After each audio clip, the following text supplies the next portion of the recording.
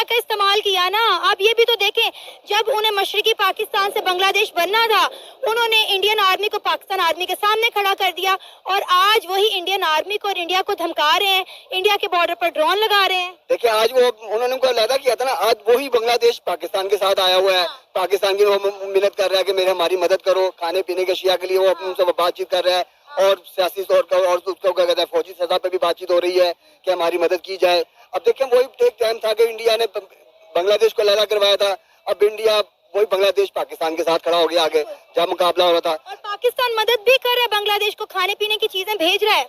होगा, बिल्कुल ऐसे ही होगा, क्योंकि वहाँ यही सूरत पाकिस्तान ने पैदा करनी थी। पाकिस्तान ने इंडिया के अंदर जो क्या कहते हैं, वो जनूबी पंजाब है, उनका पंजाब का एरिया है, उससे भी लड़ा करना है। अब वो सिखों की जो तहरीक थी वो भी अब कामयाब होती नजर आएगी। अब अगर बांग्लादेश से मामला होता है तो इधर सिख खड़े हुए पंजाब के अंदर, पंजाब के साथ ही बंगाल है, दोनों साथ साथ हैं दोनों, और दोनों का ही बॉर्डर से साथ साथ लगते हैं, बंगाल को बांग्लादेश को लगते हैं, जिसका बेनिफिट इंडिया को नुकसान होगा, पाकिस्तान को बेनिफिट मिलेगा चीज का। पाकिस्तान की तहरीक इधर से जोर डालेगी खालिस्तान के लिए। मोहम्मद यूनुस डरा हुआ है, ये मैंने आपको पहले भी बताया कि मोहम्मद यूनुस डरा हुआ है। हमने उस पर भी बात की थी, शायद आपको याद होगा कि उसने इंटरपोल किया था 119 देश को कि भारत को बोलो कि शेख हसीना को हमको दे दो, तो वो क्यों कर रहा था? जैसे ही यूएन की टीम पहुंची थी, उसने वो करना स्टार्ट कर दिया था। देखिए, मैं पहले दिन से और अब तक मैं इस बात पर I am completely stuck with my earlier statement कि मोहम्मद यूनुस कोई इंसान या व्यक्ति नहीं है। मोहम्मद यूनुस पाकिस्तान का एक दलाल है, एक स्लीपर सेल है, एक जिहादी है, एक आतंकी है, और वो आतंकी ऑर्गेनाइजेशन, टेररिज्म ऑर्गेनाइजेशन की दलाली करता है। मोहम्मद यूनुस का एजेंडा ही वही था कि वो किसी भी तरीके से पाकिस्तान 2.0 जिहादिस्तान बनाएगा बांग्लादेश को, और भेजेंगे। ओ भाई, आपने रजाई देनी है इनको, आपने रजाई देनी है इनको। ढाका में सर्दी नहीं है, डोंट वरी, ढाका में सर्दी नहीं है। प्लीज ये कहना बंद करिए कि किसके राज में आए थे, किसके राज में आए थे, ये सभी के राज में आए थे।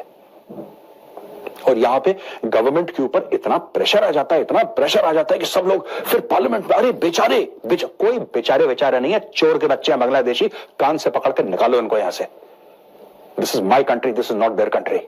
सर, आप क्या कहना चाहेंगे, क्या वजह है, पाकिस्तान हो गया, बांग्लादेश हो गया, क्या वजह, हम आगे क्यों नहीं बढ़ पा रहे, डेवलपमेंट की तरफ क्यों नहीं जा पा रहे? हमारे यहाँ तो करप्शन बहुत ज्यादा है ना। अगर आप नीचे से लेके ऊपर सदर की सीट तक देखें, दुनिया का सबसे बड़ा करप्ट आदमी जो मिस्टर 10% हमारे मुल्क का सदर ही है। ठीक है, आप सब आपके सामने तो बांग्लादेश में भी ऐसे ही है। बांग्लादेश में तो अभी है कि एक हुकूमत गई है जो करप्शन कर रही थी। अच्छा, अब जो नई हुकूमत आई है उसको पैर जमाते वाते टाइम तो लगेगा। जय हिंद दोस्तों। बांग्लादेश में हिंदुओं को मारा पीटा जा रहा है, उनके घरों को जलाया जा रहा है। यह देखकर पाकिस्तानी जिहादी मौलवी बोल रहे हैं इनके साथ बहुत अच्छा हो रहा है। जैसे पाकिस्तान को तोड़कर बांग्लादेश बनाया गया, हम भी भारत को तोड़कर खालिस्तान बनाएंगे। तो आइए वीडियो में आगे देखते हैं पाकिस्तानी मीडिया का कैसा रिएक्शन है। तो वीडियो को लाइक कर दें, शेयर कर दें और सब्सक्राइब करना ना भूलें। लेकिन नई हुकूमत भी रो रही है वहाँ पे, वो जाके कभी यूएसए में रो रहे हैं, कभी इंडिया से रिक्वेस्ट कर रहे हैं, कभी इंडिया को जो सा वो अपने लेटर लिख रहे हैं कि भाई आप हमारे साथ रिलेशन बेहतर करें, कभी कह रहे हैं हमें बिजली दे दें, कभी वहाँ पे इंडिया के अगेंस्ट प्रोटेस्ट हो रहे हैं। मतलब उन्हें समझ नहीं आ रही कि क्या करें। इसलिए कि नए लोग आए तो नए लोगों को हुकूमत संभालते टाइम तो लगे। तो ऐसे तो फिर दुनिया आगे निकल जाएगी, और वो लोग जैसे हम पीछे रह गए वैसे वो पीछे इसलिए रह गए कि हम अपनी गलतियों से पीछे रह गए। ठीक है, क्या गलतियाँ हमारी? हम करप्शन सबसे ज्यादा है, और फिर उसके बाद झूठ, प्रेम, दगाबाजी, ये तमाम चीजें हमारे यहाँ जो ना वो बहुत ज्यादा पनप रही है। ठीक हो गया, इसकी वजह से बेहयाई भी बढ़ती जा रही है।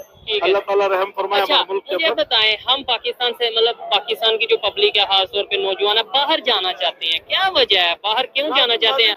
हमने पाकिस्तान बनवाया क्यों, पाकिस्तान क्यों लाया? हमारे बच्चों का मुस्तकबिल जो है ना, वो अब ये है कि आप इस बात की गारंटी देते हैं कि आपके बच्चे आगे जाके मतलब कि सही रोटी। इंडिया और बांग्लादेश के जो मामला थे, रिलेशन थे, शेख हसीना की गवर्नमेंट में बेहतर थे, आपको भी शायद आइडिया होगा, मतलब उनके आपस में ट्रेड, इकोनॉमी, बड़े मामला चल रहे थे। लेकिन अब उनके हालात भी खराब हो गए हैं और रिलेशन भी उस तरीके से बेहतर नहीं नजर आ रहे, उस तरीके से बेहतर नहीं नजर आ रहे। क्या लगता है बांग्लादेश वापस रिक्वेस्ट करेगा, सॉरी करेगा इंडिया को, रिलेशन बेहतर कर लेगा और इसमें उसका फायदा है? सर फायदा तो है और करना भी चाहिए और वो करेगा भी। अच्छा, क्योंकि इंडिया से इकोनॉमी बन चुकी है। तो इंडिया एक्सट्रीम इकोनॉमी है और उसके साथ वो करेगा तो फिर ही कुछ वो आगे तर सकेगा, ठीक है, उसमें उसका फायदा है। आप इस पे क्या कहना चाहेंगे? वो करेंगे अपने रिलेशन दोबारा, अपनी मतलब जो लेट्स सपोज मिस्टेक हो गई है। बात है कि उसने अपनी आवाम को रिलीफ देना है। हाँ, ये मेन चीज है, पब्लिक। अब हमारे यहाँ तो आवाम को रिलीफ भी नहीं दिया जाता ना। यहाँ तो अगर सर्दियाँ आती हैं तो गैस का बिल बढ़ गया, गर्मी आती है तो वो बिजली का बिल बढ़ गया। ठीक है, अगर कभी जाना ही पड़ गया प्रॉपर वीजा के साथ जाएंगे, इज्जत के साथ जाएंगे, इज्जत के साथ आएंगे, क्या दिक्कत है? किसने मना करा है?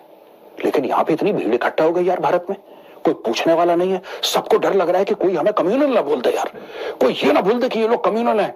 तो भाई ये तो हम अपने आप को, जैसे अमेरिका में होता है बहुत लोग फायदा उठाते हैं।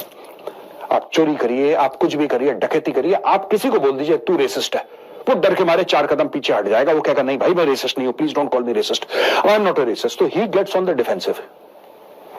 तुम्हें कम्युनल कहना है कहो, तुम्हें जो कहना है कहो। ये बांग्लादेशी तो जाएंगे बेटा यहां से, इनको घसीट घसीट के यहां से निकाला जाएगा भारत से, और सबको till the last Bangladeshi. I want all of you to promise, आप वादा कीजिए अपने आप से कि जब तक इस देश में आखिरी बांग्लादेशी नहीं जानता जो इलीगली आया है, who has come illegally into India, he should be thrown out from India. There is no space for them, there is absolutely no space for them. यहां पे दोस्तों दिल्ली में जो सरकार है, lieutenant governor has initiated a crackdown और बोला है कि बांग्लादेशी जहां जहां पे हैं आप इनको आइडेंटिफाई करिए, जहां जहां पे है बांग्लादेशी वहां पे आइडेंटिफाई करिए। मुझे ऐसा लगता है north to south, east to west, central India, everywhere सरकार एक चिट्ठी इनिशिएट करे and this letter should be sent to the chief minister, to the home minister, to the principal secretary home, to the DGP, send it to all the stakeholders in all the states and union territories. सब जगह भेजिए ये चिट्ठी और बोलिए कि the government does not want Bangladeshi infiltrators, identify them and get in touch with the ministry of external affairs and the home ministry and we will deport them. इनको deport करिए। ये कर्नाटका में है Bangladeshi, they have come there, they have gone to Tamil Nadu, they have gone to यार मुझे एक बात समझ में नहीं आती, जम्मू कैसे पहुंच गए ये लोग Rohingya? How the hell have they reach Jammu? ये थ्रू बांग्लादेश आए, ठीक है जी। म्यांमार, बांग्लादेश, इंडिया, वो कहां ईस्ट में, ये कहां, ये कितने 1000 से ज्यादा किलोमीटर, पता नहीं कितने का, ऐसे है, ऐसे बिल्कुल ऐसे करके ठक ऊपर जैन के, हजारों की तादाद में। वहां पे छत्तीसगढ़ में यह बोला गया है कि 850 इलीगल्स को ये लोग कह रहे हैं कि हम वापस भेज रहे हैं।